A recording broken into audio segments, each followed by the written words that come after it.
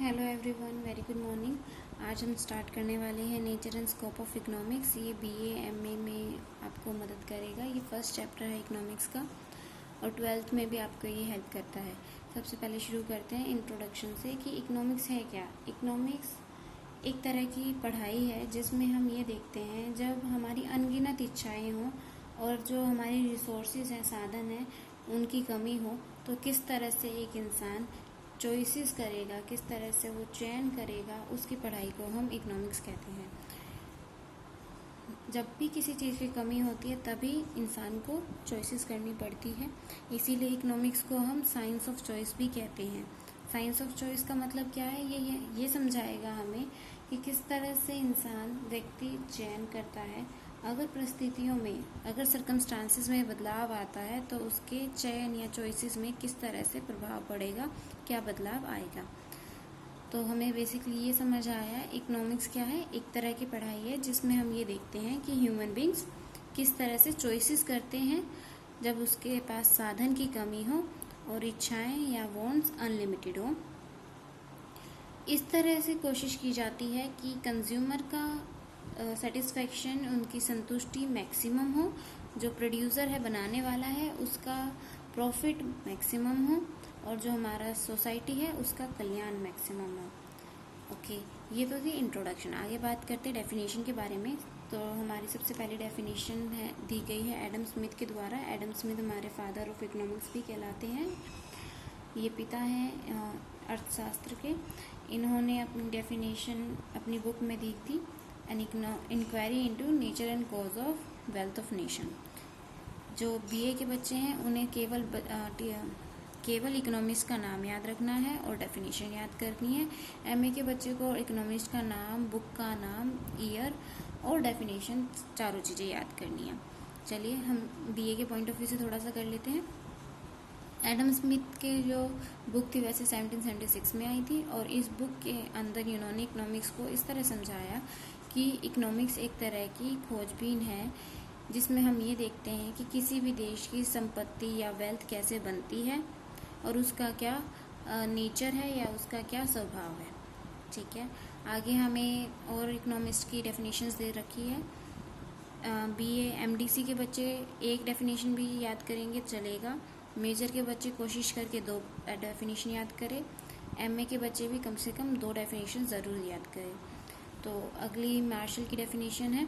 Martial की definition में simple से उन्होंने अपनी बुक प्रिंसिपल ऑफ इकोनॉमिक्स में जो कि 1890 में छपी थी या पब्लिश हुई थी, उसमें बताया है कि इकोनॉमिक्स कुछ नहीं है, सिर्फ और सिर्फ जो भी अच्छी जीवन के लिए हमारी मटेरियलिस्टिक ज़रूरतें हैं उनको किस तरह से हम पाते हैं, किस तरह से यूज़ करते हैं, उसकी पढ़ाई को हम इकोनॉमिक्स कहते हैं। मान लीजिए मुझे एक अच्छा जीवन जीना है तो मुझे अच्छे जीवन के लिए घर भी चाहिए, एक अच्छा सा जो कि जिसमें अच्छे से रहा जा सके। मुझे और फैसिलिटीज़ जैसे कि एयर, वाटर, इलेक्ट्रिसिटी जैसी फैसिलिटीज़ भी चाहिए अच्छे जीवन जीने के लिए। इन सारी चीज़ों को किस तरह से पाया जाएगा और किस तरह से यूज़ किया जाएगा, उस चीज़ की पढ़ाई को इकोनॉमिक्स बताया है डॉक्टर मार्शल ने। ऐसे ही लॉर्ड रॉबिन्सन ने भी बताया है कि इकोनॉमिक्स एक स्टडी है कि किस तरह से ह्यूमन बिहेव करेगा जब उसके पास साधनों की कमी है और साधन एक से ज़्यादा जगह यूज़ किए जा सकते हैं और उसके पास अनगिनत इच्छाएं हैं, वांट्स हैं। आगे हमें डेफिनेशन मॉडर्न इकोनॉमिक्स ने दी है। उनका मानना ये है कि इकोनॉमिक्स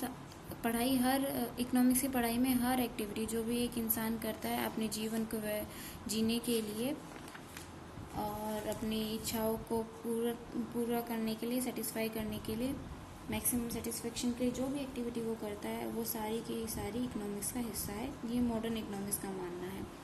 आगे बात करते हैं। आगे हमें ये बताया हुआ है कि इकोनॉमिक्स क्या है। मेन का जो इकोनॉमिक्स का रोल है वो ये है कि किस तरह से साधनों का अच्छे से बंटवारा किया जाए, उसका यूज़ किया जाए ताकि हमारी जो ग्रोथ है वो बढ़ सके और समाज का जो कल्याण है वो और ज़्यादा हो सके। मैं रिपीट करती हूँ कि इकोनॉमिक्स केवल चॉइसेस की ही नहीं, इसके भी बारे में बताता है कि किस तरह से साधन, जो हमारे लिमिटेड साधन है जिनकी हमें कमी है, उन साधनों को किस तरह से अच्छे से बांटा जाए, किस तरह से उनका अच्छे से यूज़ किया जाए, ताकि हमारी ग्रोथ हो, हमारा विकास हो और साथ ही साथ सोसाइटी का भी, समाज का भी कल्याण हो। आगे बात करते हैं meaning and nature and scope of economics, जो मेन चैप्टर का नाम था।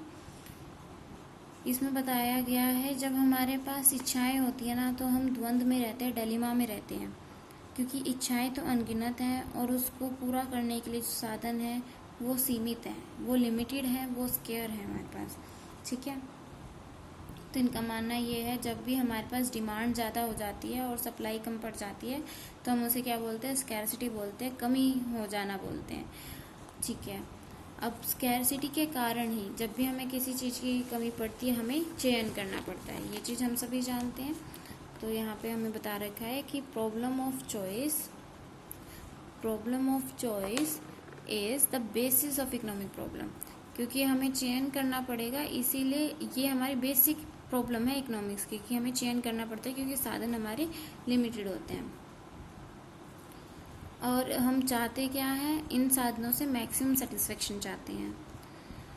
अब हमें क्या करना होगा, इस जो हमारी प्रॉब्लम है इकोनॉमिक्स की, चयन वाली प्रॉब्लम है, इसका सॉल्यूशन ढूंढना पड़ेगा, किस तरह से, नॉलेज का यूज़ करके। आज के समय पे इकोनॉमिक्स में बहुत सारी चीज़ें इंक्लूड की जाती है, इकोनॉमिक्स एक्टिविटी भी, जो अर्थशास्त्र से जुड़ी हुई एक्टिविटी हैं उनको इंक्लूड किया जाता है, उद्देश्य को इंक्लूड किया जाता है, इसके अंदर जो जो चीज़ें सब्जेक्ट्स आते हैं उनको इंक्लूड किया जाता है। अब मैं टॉपिक स्टार्ट कर रही हूँ, नेचर ऑफ इकोनॉमिक्स। हम बात करेंगे कि कैसा स्वभाव है इकोनॉमिक्स का, इकोनॉमिक्स किस तरह की है। इकोनॉमिक्स 3 तरह से हो सकती है, इकोनॉमिक्स साइंस भी हो सकती है, इकोनॉमिक्स आर्ट्स भी हो सकती है और इकोनॉमिक्स सोशल साइंस भी हो सकती है, ठीक है। अब बात करते हैं साइंस की, तो इकोनॉमिक्स साइंस किस तरह से, इस बारे में पढ़ते हैं। पहले मुझे पता होना चाहिए कि साइंस के क्या गुण हैं, क्या फीचर्स हैं। साइंस में हम डाटा को कलेक्ट करते हैं, तो हाँ इकोनॉमिक्स में भी हम डाटा को कलेक्ट करते हैं। जब मैं ये देखती हूँ कि कितना प्राइस चल रहा है, कितने लोग रोज़गार हैं, कितने लोग बेरोज़गार हैं, या फिर हम ये पढ़ते हैं कि कितने मूल्य पे कितनी मांग की जा रही है, तो उसके लिए भी मैं डाटा को कलेक्ट करती हूँ। अगला टॉपिक हमारा है मेज़रमेंट। इकोनॉमिक्स में भी हम मेज़र करते हैं कितना, जैसे हम कहते हैं कि प्राइस बढ़ने से कितना डिमांड में बदलाव आया, इलास्टिसिटी वाले चैप्टर में हम इसको ध्यान से पढ़ते हैं। और इसी तरह की और भी चीज़ें हम बदलाव के बारे में मेज़र करते हैं कि कितना एम्प्लॉयमेंट बढ़ी है, कितना पॉवर्टी में घटाव आया है, घटी है हमारी, वो मेज़रमेंट्स हम इकोनॉमिक्स में भी करते हैं। एक्सप्लेनेशन, बिल्कुल हम कॉज और इफ़ेक्ट, कारण और उसका प्रभाव इकोनॉमिक्स के नियमों के द्वारा समझाते हैं और एक्सप्लेनेशन भी दी जाती है। वेरिफिकेशन ऑफ लॉज, कि ये वास्तविक जीवन में लगते हैं या नहीं लगते, बिल्कुल सही कहा। इकोनॉमिक्स के जो नियम हैं, जैसे लॉ ऑफ डिमिनिशिंग रिटर्न है, लॉ ऑफ डिमांड है, law of diminishing marginal utility है, ये सारे हम आगे चैप्टरों में पढ़ेंगे। इनके बारे में थोड़ा सा हिंट दूंगी कि ये कुछ ऐसे नियम हैं जिसमें, जैसे लॉ ऑफ डिमांड का एग्जांपल देती हूँ, जिसमें हम ये कहते हैं कि मूल्य बढ़ता है तो मांग घट जाती है, जब और सारी वस्तुओं को हम कांस्टेंट मानते हैं और सारी चीज़ों का प्रभाव कांस्टेंट मानेंगे, तब हम ये देख सकते हैं कि मूल्य और मांग में, कीमत और मांग में इन्वर्स रिलेशन रहता है, एक बढ़ेगा तो दूसरा घटेगा। और ये बिल्कुल वैलिड है, हम रियल लाइफ में भी देखते हैं, जैसे ही सामान महंगा हो जाता है हम उसको खरीदना कम कर देते हैं। तो हम ये कह सकते हैं इन सभी पॉइंटों को देखते हुए कि इकोनॉमिक्स क्या है, साइंस है।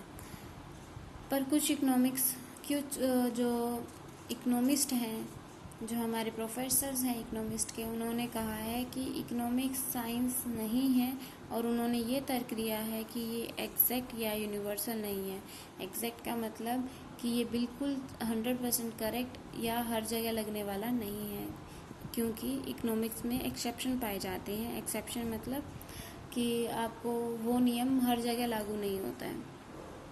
देखिए, जैसे एग्जांपल मैंने लॉ ऑफ डिमांड का दिया, उसी के हिसाब से समझाती हूँ कि हम कहते हैं कि मूल्य बढ़ा तो मांग घटेगी, परंतु बहुत सारे लोग ऐसे होते हैं जो मूल्य बढ़ने पर सामान को खरीदते हैं, क्योंकि वो दिखाना चाहते हैं कि हम महंगी चीज़ें खरीदते हैं, हमारा स्टैंडर्ड हाई है, हम लग्जरियस लाइफ जीते हैं। तो ये क्या हुआ कि लॉ जो था, लॉ ऑफ डिमांड, वो हमारा अप्लाई नहीं हुआ। ठीक है, आगे चलते हैं। कुछ आर्ग्यूमेंट्स दे रखे हैं कि इकोनॉमिक्स साइंस है उसके फेवर में, कि हाँ सिस्टमैटिक, अब इकोनॉमिक्स सोशल साइंस है उसके बारे में बात कर रहे हैं, साइंस के बारे में बात कर चुके हैं, हम सोशल साइंस के बारे में बात कर रहे हैं। सामाजिक विज्ञान है ये, सोशल साइंस है क्योंकि इसमें सिस्टमैटिक स्टडी की जाती है, एक के बाद एक वेरिएबल को, एक एक चीज़ को पढ़ा जाता है इकोनॉमिक्स में भी, और ये कहीं ना कहीं समाज से जुड़ा हुआ है, सोसाइटी से जुड़ा हुआ है। जैसे मैंने बताया कि कंज्यूमर जो उपभोक्ता है उसकी संतुष्टि मैक्सिमम होनी चाहिए, जो बनाने वाला है उसका लाभ मैक्सिमम होना चाहिए। तो सोसाइटी में प्रोड्यूसर कंज्यूमर भी उसके हिस्से होते हैं, तो हम कह सकते हैं, और इन्होंने बिल्कुल क्लियरली बोला भी है कि इकोनॉमिक्स में हम सोसाइटी के वेलफेयर के बारे में भी पढ़ते हैं। तो ये एक तरह से हम कह सकते हैं सोसाइटी से जुड़ा हुआ है, समाज से जुड़ा हुआ है, और ये सोशल साइंस कहला सकता है।